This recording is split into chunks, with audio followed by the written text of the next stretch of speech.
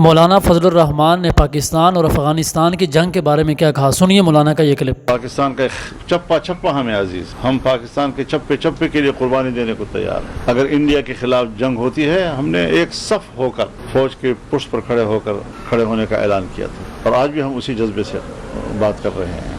لیکن یہ ہے کہ جب معاملات پیچیدہ ہوں تو اس کو راہ راست پر لانے کی کوشش کرنی چاہیے، اور ہم اپنے ملک کے ساتھ ہیں، ملک کے وفادار ہیں، ملک کی بہتری کے لیے سوچیں گے۔ اگر حکومت یا اسٹیبلشمنٹ کوئی غلط فیصلے کرتی ہے یا وہ ملک کی مفاد کے خلاف ہمیں نظر آتے ہیں، ہم اس کی نشاندہی کرتے ہیں، اور نشاندہی کرنا ہمارا حق ہے۔ افغانستان کی سرزمین ہو یا پاکستان کی سرزمین، کسی کے خلاف اسے استعمال نہیں ہونا چاہیے۔ کیا ہم یہ تردید کر سکتے ہیں کہ افغانستان میں جب 20 سال تک جنگ رہی تو پاکستان سے مجاہدین نہیں گئے، اور کیا اسٹیبلشمنٹ کی نگرانی میں نہیں گئے؟ کیا کرزئی صاحب نے یا اشرف غنی نے وہاں سے احتجاج کیا کہ پاکستان سے مداخلت ہو رہی ہے افغانستان کے اندر؟ کیا 20 سال کی اس جنگ میں ہم نے امریکہ کو اڈے نہیں دیے، ہم نے امریکہ کو فضائیں نہیں دی؟ ان اڈوں اور فضاؤں سے گزر کر افغانستان پر حملے نہیں کیے گئے، وہاں کی طالبان حکومت نہیں پلٹی گئی، 20 سال تک بمباریاں ہوئی؟ کیا وہاں سے کوئی شکایت آئی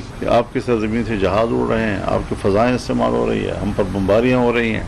تو اگر آدمی خود مضبوط ہو، ان کے اعصاب مضبوط ہوں اور خود اعتمادی اندر موجود ہوں، تو پھر مسئلہ بنانے کے لیے بہانے تلاش نہیں کرنے چاہیے۔ کیا آج تک اگر یہاں پر افغانی پکڑے گئے ہیں یا افغانی مارے گئے ہیں، کوئی افغانستان کے امارت اسلامیہ سے احتجاج آیا ہے کہ ہمارے لوگوں کو کیوں مارا ہے، یا ہمارے لوگوں کو کیوں گرفتار کیا گیا، یا ان کے خلاف آپریشن کیوں کیا گیا ہے؟ تو اس لیے یک طرفہ طور پر سوائے اس کے کہ ہم افغانستان میں دوبارہ ایک بے قراری کی طرف جائیں گے، اور کیا ہم نے قسم کھا رکھی ہے کہ افغانستان میں استقلال نہیں چھوڑنا، وہاں ہمیشہ بے قراری رکھنی ہے، اور پھر اپنا دامن صاف رکھنا ہے اور سارا گند دوسرے کے دامن پہ پھینکنا ہے، خود صاف اور شفاف بن کر، بے گناہ بن کر دوسروں کو گناہگار قرار دینا، یہ ایک پالیٹکس ہے، اور ہمیں اس پالیٹکس سے نکلنا چاہیے۔